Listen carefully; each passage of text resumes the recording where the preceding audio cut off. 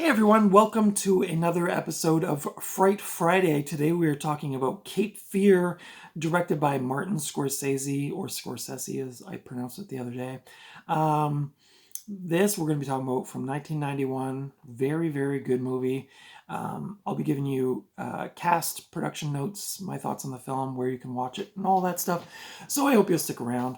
If you missed it this past Tuesday, I reviewed Let Sleeping Corpses Lie, aka Living Dead at Manchester Morgue. And also on Wednesday, I did a pretty substantial thrifting haul, which I got a lot of really cool stuff lately. So very excited. So I hope you enjoyed those videos. And today we are talking about this 1991 thriller, Cape Fear. This is a remake, of course, which I'll get to in a minute. Directed by Martin Scorsese, who obviously did... What's your favorite Martin Scorsese movie? I'm going to say mine is probably Goodfellas, but Taxi Driver, Raging Bull, I mean, that guy's done so many good movies. But I do like the gangster ones, Casino and Goodfellas. But yeah, he directed this film. A little bit, I would say, I don't know how many remakes Martin Scorsese's done in his career. Like this movie does feel a little different, and we'll get into that in a minute, but quite a bit different for Martin Scorsese, in my humble opinion. This stars Robert De Niro, who was also in Taxi Driver as well as Goodfellas. Love him in both of those movies. Nick Nolte from 48 Hours and the Ang Lee version of Hulk from 2003. Jessica Lange, oh, I love Jessica Lange. She was in the King Kong 1976, which, you know, some of you, if you've been following my channel for a while, know that was the first movie I ever saw in the movie theater. King Kong 1976. I was 6 years old, and Jessica Lange was... I just love Jessica Lange. She's awesome. She's really good in this movie too. Jessica Lange was also in a whole bunch of those American Horror Story series. I only think I saw the first one, but I haven't seen the other ones. This also stars the lovely Juliette Lewis, who was in National Lampoon's Christmas Vacation, as well as From Dusk Till Dawn. This also stars Gregory Peck in a very small role, who was in the original Cape Fear from 1954. This was his last filmed role before he passed away. So R.I.P. Gregory Peck. Lovely, lovely man. From what I could tell, I love his acting, and he's not hard on the eyes either. I don't lie. Even in this movie, he looked really good. I was like, wow. So I don't know what happened to him in the end, but R.I.P. Mr. Peck. The synopsis for this film is when attorney Sam Bowden, played by Nick Nolte, knowingly withholds evidence that would acquit violent sex offender Max Cady, Robert De Niro, of rape charges. Max spends 14 years in prison. That's De Niro's character. But after Max's release, knowing about Sam's deceit, he devotes his life to stalking and destroying the Bowden family. When practical attempts to stop Max fail, Sam realizes that he must act outside the law to protect his wife and daughter in Martin Scorsese's remake of this classic it says 1962, but I thought it was 1954. I don't know. It was made a long time ago. Let's just leave it at that. I've actually never seen the original, but after rewatching this, I thought, I kind of like just curious to see what the original was like, because I think it's a fairly well done movie as well. So this production was originally developed by Steven Spielberg, but he eventually decided that it was just too violent for him, and he traded it to Scorsese in exchange for Schindler's List, which Scorsese had decided not to make. Although Spielberg stayed on as a producer through his company Amblin Entertainment, he chose not to be credited personally on the finished film. So I was a little surprised when I first put this on, because I don't think I've seen this since I saw it in the theater. And I saw the Amblin logo come on at the beginning, and I remember like, what is going on here? But that's what that's all about, if you're curious. So, although Scorsese had previously worked with Nick Nolte in New York Stories from 1989, which, wow, I actually just forgot all about that movie until just now. He originally envisioned Harrison Ford in the role of Sam Bowden. However, Ford agreed to only be in the film if he could play Max Cady. I'm glad that didn't happen. I don't think Harrison Ford could have carried the Max Cady character, because Max Cady's like a real bad guy, and Robert De Niro is so scary in that role. I just feel like I could have seen Harrison Ford in the Bowden character, but I think the casting was really good in this case. Drew Barrymore and Reese Witherspoon were both allegedly auditioned for the role of Danielle Bowden, which is the character that Juliette Lewis ended up playing. And apparently, Spielberg reportedly wanted Bill Murray to play Max Cady. So I don't know how that would have played out. I don't know. I feel like De Niro's like, I can't picture anybody else but De Niro in this role, honestly. If you've seen this movie, you know what I'm talking about. Despite being taller than Robert De Niro, who stands 5 feet 9 inches, Nick Nolte lost weight for the film, while De Niro gained muscle, giving the appearance that Cady is the stronger man of the two. The work of Alfred Hitchcock was apparently of great significance to the style of Cape Fear, as with the 1962 film. So it says 62 twice, so maybe it's from 1962. Where director J. Lee Thompson specifically acknowledged Hitchcock's influence and employed Bernard Herrmann to write the score. Scorsese also adapted Hitchcock's style using unusual camera angles, lighting, and editing techniques. The opening credits were designed by Saul Bass, a frequent collaborator of Hitchcock. And the link to Hitchcock was further cemented by the reuse of Herrmann's original score, although it was reworked by Elmer Bernstein. So that was a copy and paste from Wikipedia. So that's why that was so long. The budget for the film was $32 million, and the box office was $182 million. So not a bad ROI for this film. The critical reception for this film currently holds a 75% on Rotten Tomatoes.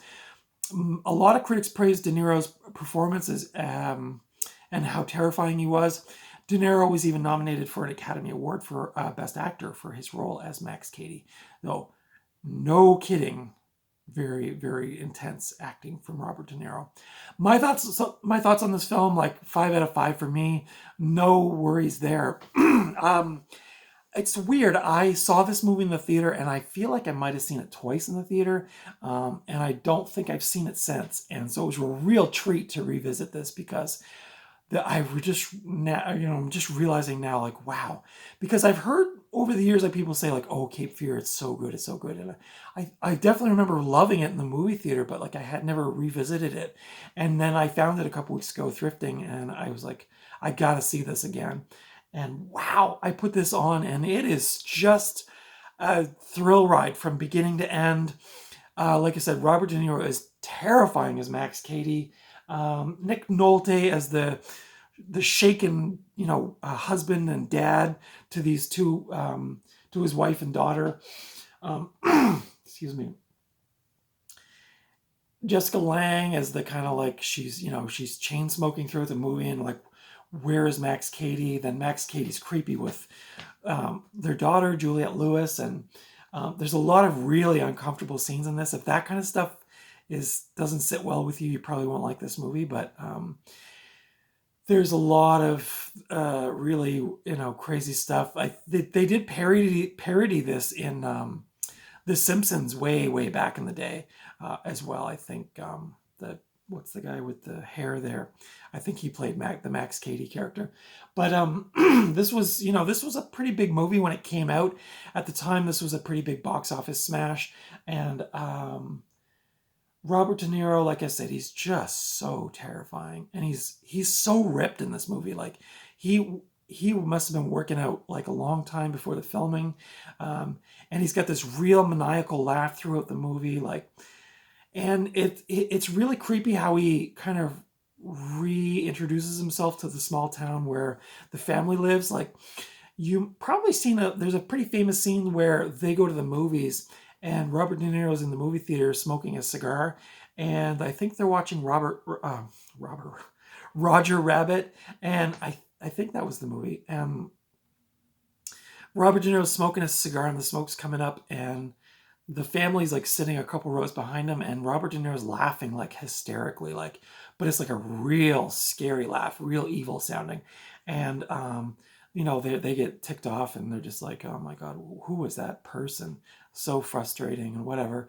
But then like he slowly starts to like, he looks at Nick Nolte will look across the street, and like Max Cady's just sitting in his sports coupe, like staring at him, and like then he starts, going by their house when Nick Nolte's not at home, and like it's really like he's really terrorizing Nick Nolte and messing with his mind, and it is very, very intense.